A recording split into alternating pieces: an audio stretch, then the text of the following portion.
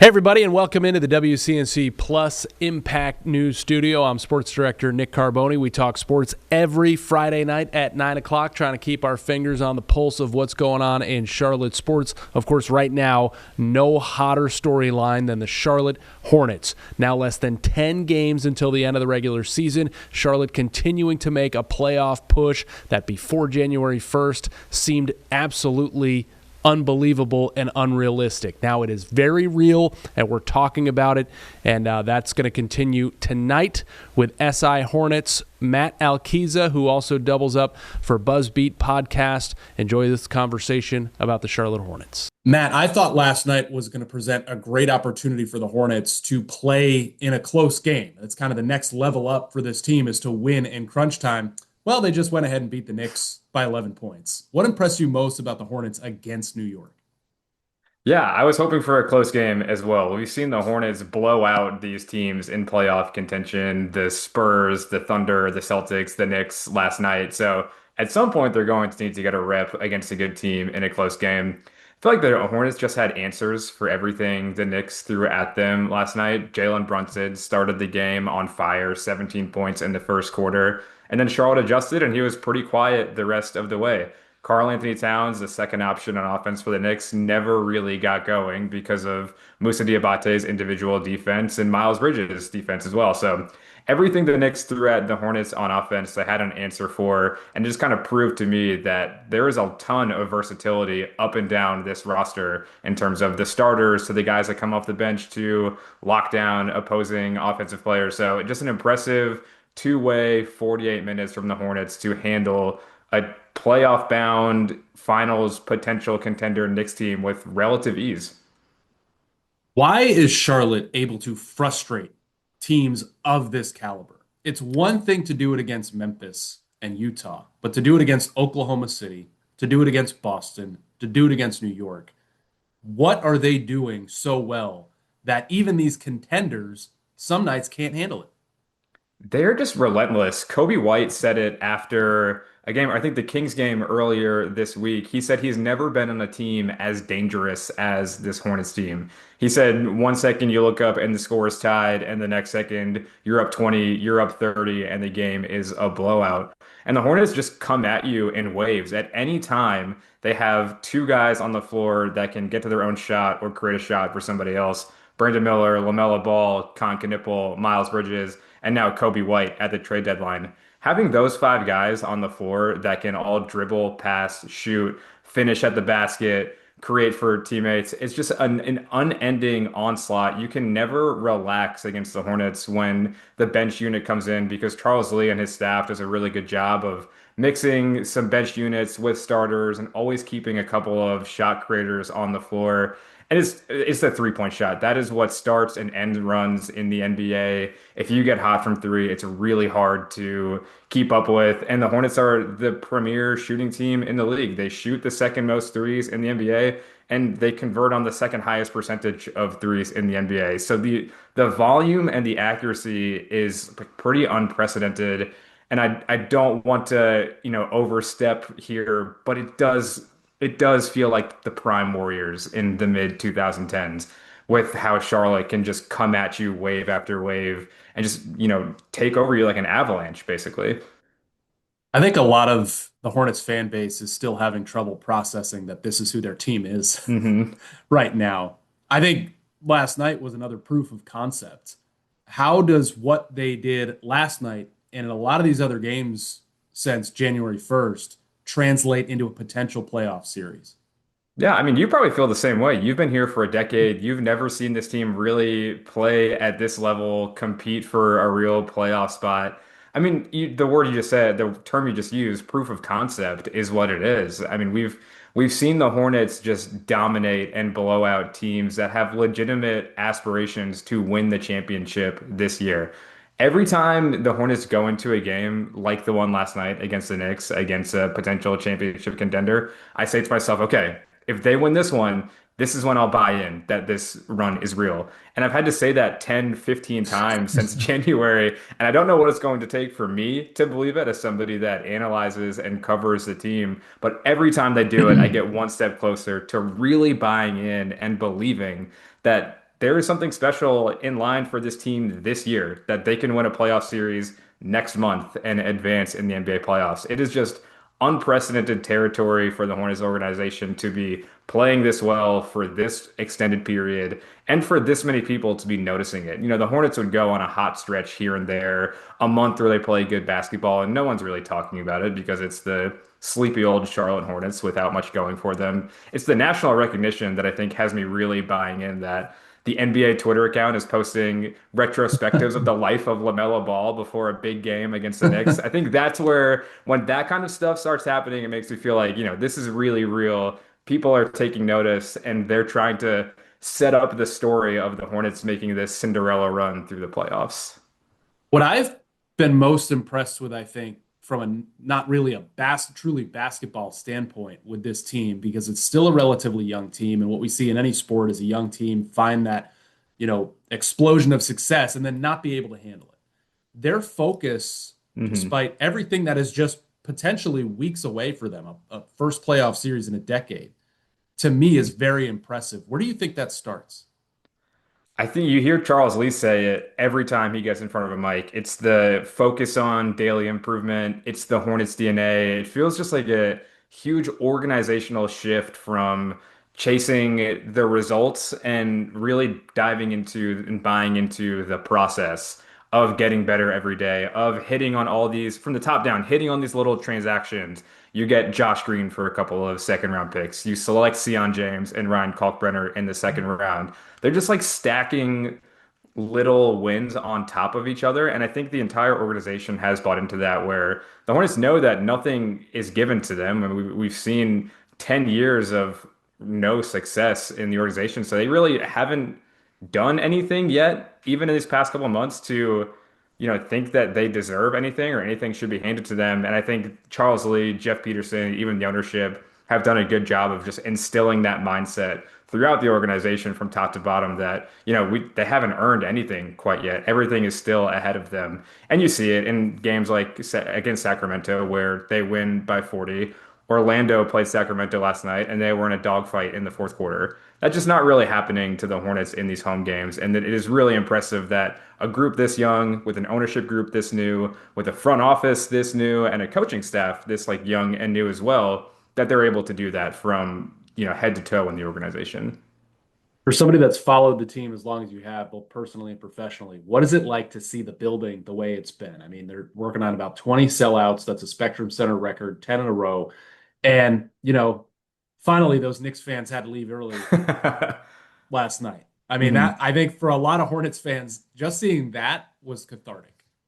It's really fun. I mean, my perspective on the team has changed over the years, from being a senior in high school who had season tickets to the team when they were 7 and 59, and I sat in the upper deck and watched the arena get overran by opposing fans every game, to now where I'm covering the team in a professional sense. And again, my outlook is a little bit different, but I still get excited when I walk up to the Spectrum Center and there is a flood of purple and teal walking around outside the stadium, or when I leave after a press conference and there are people wearing Hornets t-shirts and jerseys talking about the game outside of the media entrance. It's just a lot more fun that way. It's so much more fun for everybody involved. The team is winning and there is success and there is a clear pathway to something special with where this team is going right now. So I'm sure you feel the same way. I'm sure fans who have been around for 30 years feel the same way. It is just a ton of fun right now. And the Hornets are in this great place where they've met and exceeded all of their expectations already. Kind of feels like whatever else happens from here is gravy. If they make the playoffs, great. No one ever expected that. Let's just enjoy the ride with where they're going. Yeah, it's a different job, isn't it? The last 100%. 3 or 4 months. And hope it 100%. continues. All right, we're going to have much more with Matt Alquiza coming up. We're going to talk about a big back-to-back this weekend and looking at that playoff picture. Stick around. Back here with Matt Alquiza from SI Hornets and BuzzBeat Podcast. Matt, we just talked about the huge win for the Hornets against the Knicks last night.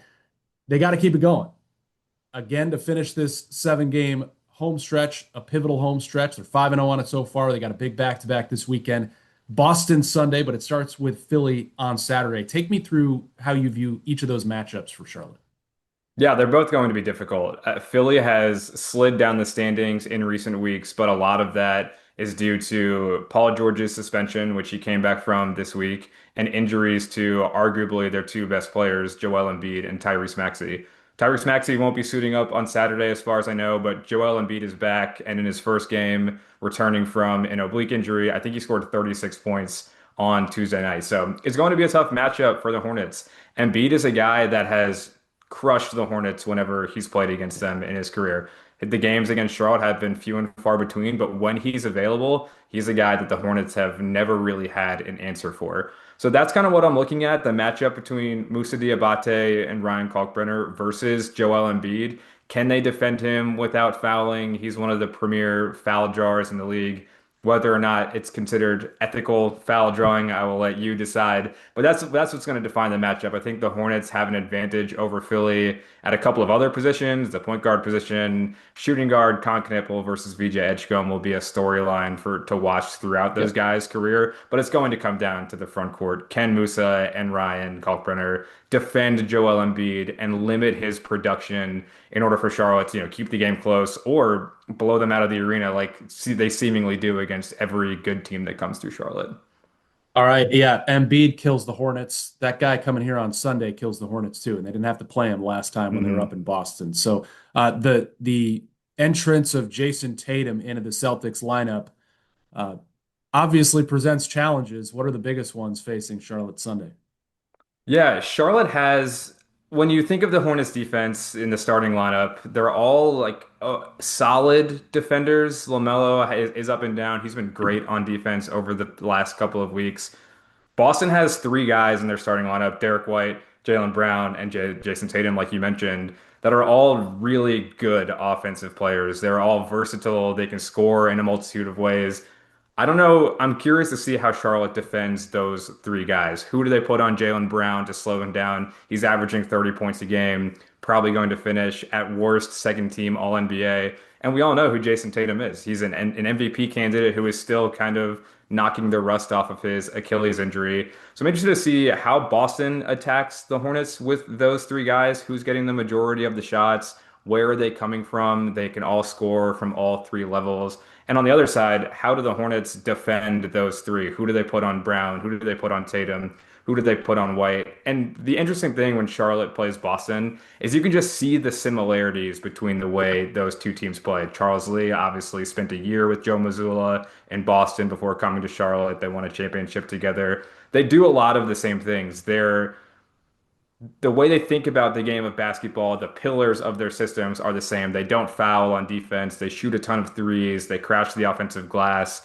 So it's kind of a strength on strength matchup. Be interested to see if the Hornets can outstrength the Celtics in the Spectrum Center like they did a few weeks ago. Let's stay with Charles Lee because that'll be a big storyline heading into that, and then the game that's on NBC in a couple of weeks up in hmm Boston and potential playoff series. He came from that tree. He coached there, won the Larry O'Brien, had a couple of Hornets come up and watch it, and I think that was hugely beneficial to them. I think Brandon Miller even referenced going to a playoff game hmm and comparing that to the playoff type atmosphere in Charlotte.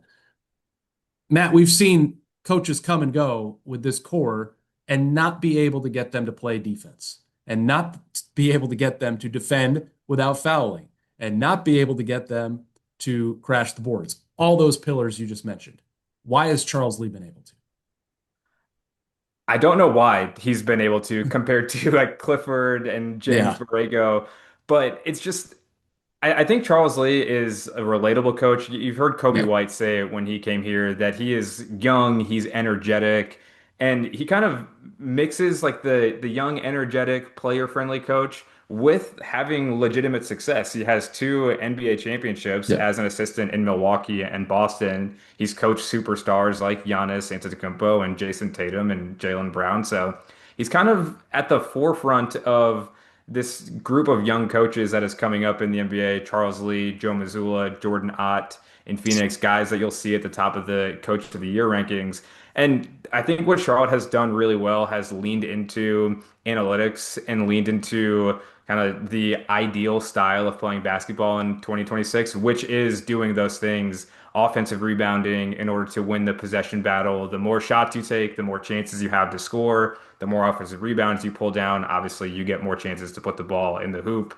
The three-pointers, three is worth more than two. You don't foul on defense. You don't give up easy points at the free throw line. Charles Lee has really embraced these like analytical pillars and has built his system on both offense and defense around them. And I think the success is having everybody buy into, right? The proof of concept. They're Yeah. the best team in the league since January. It's easy to buy into what the coaching staff is telling you when you're seeing the result on the floor is good and it's the things they're telling you are paying off. Yet I don't see him very high up in the coach of the year hmm conversation. Does That he get 4 no and credit for 14. digging this team out? Well, I think it's the 4 and 14 hole that is what is going to keep him from getting any Context, sort though. of recognition. Right. Yeah. If you just look Yeah. at from December, call it 15th on, he's been the best coach in the NBA, but it's hard to put the sour taste that October and November left in the mouth behind you. All right. Much more with Matt Alquiza coming up. We are going to take a look at the standings and the playoff picture and talk a little bit about the offseason and how the recent version of the Hornets may have changed things a little bit for Jeff Peterson. We'll be right back. Matt, during a lot of the Hornets stretch lately, the other teams hovering around that 7, 8, 9, 10, and 6 spot have been, fluctuating greatly. I mean, going on hot streaks, going on cold streaks. The Hornets seem to be kind of still trending up. Ninth in the standings after last night's win with 9 games to go. Um, what do you think their realistic ceiling is for the end of the regular season? It's hard to say anything other than six is their ceiling right now. They are currently a game and a half back of Toronto in sixth. A lot of basketball still to be played. So I think Charlotte can get all the way up to six. Atlanta is 9-1 in their last 10. They just don't lose anymore, it seems, since the All-Star break. Their starting five has been as good as the Hornets' starting five. So I don't think Charlotte will catch Atlanta. But yeah, let's call it sixth as their ceiling. And that's a great place for Charlotte to be. You skip the play-in completely. You don't have to worry about these one single game elimination scenarios to get into the big dance. So if Charlotte can get to sixth, they have a tough run in with these two games we just talked about. Philly, Boston, they still play New York again. They play Boston a second time. They play Detroit. It's going to be difficult for Charlotte to continue their winning ways and get all the way up there. But if everything breaks right, Charlotte wins the games they need to. Teams around them drop. They pick up the tiebreaker against Philly on Saturday. I would call sixth their ceiling as of right now. Just stay out of 10. Everybody's going to be so Stay out of stressed 10. out if they're on the Look, road in that 10-9. all I want personally as a selfish individual is for Charlotte to get at least ninth because that guarantees you Mhm. one playoff game, one playing Yeah. game at the Spectrum Center. That's all I care about. If they're in 10th, I'll be annoyed. They lose one of those two playing games. We don't get playoff basketball in Charlotte. Just give me ninth at least so we can get one playoff game in the Spectrum Center. Yeah, 6 would be great, as you said. If it Mhm. is a play-in, who would the Hornets most like to see? Who would they least like to see kind of in that group? I think you'd least like to see Miami. Just the history of the two franchises. Charlotte has been little brother to Miami for the majority of the last 20 years. We already have a couple instances, at least in my adult lifetime, of Miami coming into Charlotte and knocking the Hornets out of the playoffs. So I think keep Miami far away from Charlotte. In a one-game scenario, I don't know if there's a coach in the league that I would want to face less than Eric Spoelstra. Just Mhm. the game's best tactician right now and his ability to really like muck things up and create advantages in a situation like that would be unenviable for Charlotte. And I think the team they would want to play most, it's either Orlando or Toronto, two teams that they've had success against this year. I'll probably lean towards Toronto. They don't have the offensive firepower to keep up with the Hornets in a one game scenario. Give me the Hornets shooting variance, their improved defense over Toronto in that situation. So I think Toronto is a team I would want to play most if I was Charlotte looking at a potential play-in scenario. All right, let's play off of last night and talk about a potential playoff series. If the Hornets, and let's dream a little bit, they get that 6th seed, well, that gives you a series with the Knicks. So we just saw them, and over a potential full series, Charlotte, New York, what do you like? What do you not like? I like the 3-point shooting for Charlotte. I highlighted this on social media before the game yesterday. The Knicks allow the fifth most 3-pointers per game in the league in terms of shot attempts. So the way they play defense just plays right into Charlotte's strengths on the offensive end of the floor. And in a 7-game series, you would trust that the shooting variance leans your way and that Charlotte could steal a couple of games from New York, maybe steal enough to win the series just based on how good they are from beyond the arc. What I don't like is having to face Jalen Brunson in a 7-game series. Yeah. He's one of the, premier scorers in the NBA. He's proven that he elevates his game when it comes to the playoffs. In that first round series against the Pistons last year, Jalen Brunson was awesome and dragged the Knicks to a 6-game win over Detroit. And same with Karl Anthony Towns. He was rough last night. Charlotte frustrated him with Moussa Diabate and Miles Bridges and the different coverages they threw at him.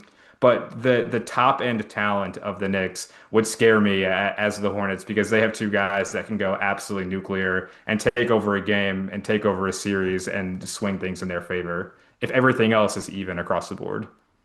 Let's look beyond hopefully a deep playoff run and look at the offseason. How have these last few months, in your mind, maybe reshaped how Jeff Peterson views this offseason? Big moves that need to be made, moves that don't need to be made.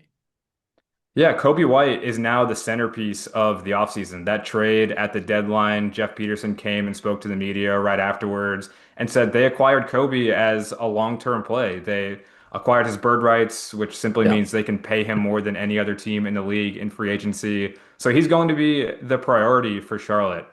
Outside of that, and I think you and I talked about this before a game recently, is I just don't know what the big push your chips in move that Jeff Peterson hinted at last summer is at this point. Is it a power forward or a center to replace one of the guys in the front court? Which that sounds good in theory, but Charlotte's starting five with Bridges and Diabate at the 4 and the 5 is the best 5-man lineup in the league and one of the best 5-man lineups the NBA has seen in quite a long time. So I don't know. I think Charlotte has 2 first-round picks. We'll see if they do some maneuvering with those. Do they make those 2 selections? Those become important in Charlotte's, long-term future when it comes to salary. They'll have to pay Con Knippel down the line. They'll have to pay Brandon Miller down the line. Using those 2 first-round picks and getting a couple of cost-controlled rookies that you have their salary pretty cheap for 4 years could be key to Charlotte's long-term bookkeeping. So I think the big move will be Kobe White. Anything outside of that, I would be surprised if Charlotte makes a big run at a Giannis or insert big man that finds themselves in the trade market because you just don't know who's going to request a trade between now and July. Things are ever fluctuating in the team building world in the NBA, and maybe a name pops up that is not on my radar right now that Charlotte does have the assets to go after, and we do see them make that big splash. But as of right now, I can't pinpoint a specific player that I would expect Charlotte to go after this offseason. You know what I just realized? We might get lottery night off. We might get lottery night off. That's absolutely right. Maybe that's the big Hasn't move. happened Is in a Charlotte decade. Charlotte loses in the play-in and they somehow win the lottery like the Mavericks did last year. And then we're looking at Cam Boozer in purple and teal or Caleb Wilson, and we'll just keep the North Carolina to the Hornets pipeline rolling. I'll gladly work lottery night if it's down to those two. Matt Alquiza, thanks for 100%. joining me, man. Thanks, Nick. All right, thank you again to Matt Alquiza. Hornets with 2 more big ones this weekend. Back-to-back at home, Saturday against the Sixers, Sunday against the Boston Celtics. We'll see you next Friday night.